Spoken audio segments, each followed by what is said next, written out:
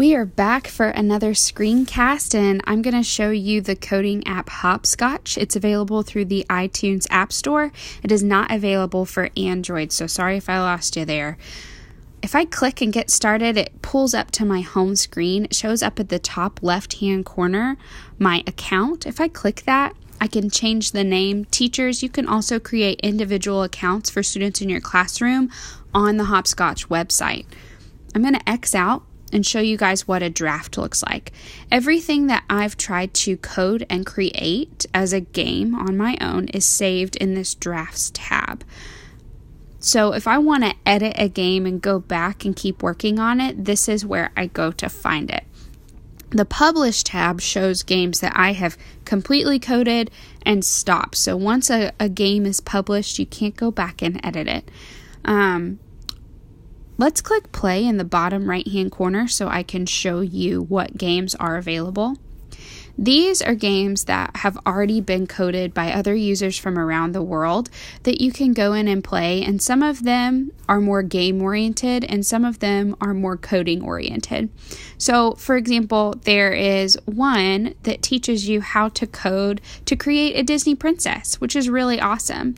And then some of them are more like games that kids have played with a definite start, play, end. So let's go over to the Create tab so I can show you guys how you can create a game. Hopscotch has tutorials that help you build a game following their prompts. And then it also has a start from scratch option where you can just start a blank project. I'm going to show you those two games really quickly. Make Crossy Road and Don't Drop Your Phone. Everything else you purchase through an upgrade, which I have not done. And Make Crossy Road, you're getting a chicken to cross the road. Hey everyone! In this tutorial, we're going to use Hopscotch to build our very own version of the popular App Store game, Crossy Road. Awesome. So I can pause that video, move it around the screen anywhere that I want to. This is very similar to code.org if you're familiar with it. If you are brand new to coding and this is your first coding app to check out, these tutorials are really fantastic. They will teach you everything that you need to know, just the very, very basics, and you'll end up with a product that you really can be proud of. If you don't finish in one setting, that's okay. You can always, even with the tutorials, go back to your drafts tab and what you've done will have been saved. The video doesn't save your stopping point on the video, so you will need to fast forward or rewind, but you can do that. Let's go back up to the left-hand corner to the home button.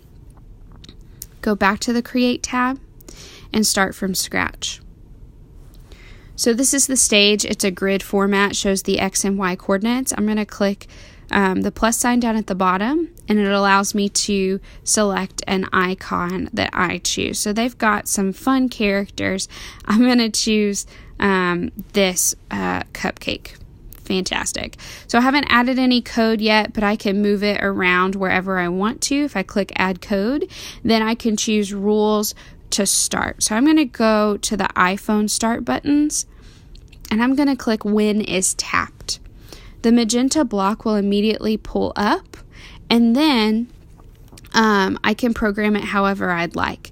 Now you'll notice this is still just the object. If I want to choose the next step, I need to click inside of that white box in the magenta box. And once it starts blinking, I know that I can choose the next step. So let's go to Movement, Looks, Drawing, Variables, or Control. Very similar to Blockly if you've done it with the Wonder Workshop apps before, or even Tinker. So let's go to Movement. I'm going to click let's go to Custom instead so that you guys can really see it. Let's go to Spin. So whenever I tap the cupcake, it will spin.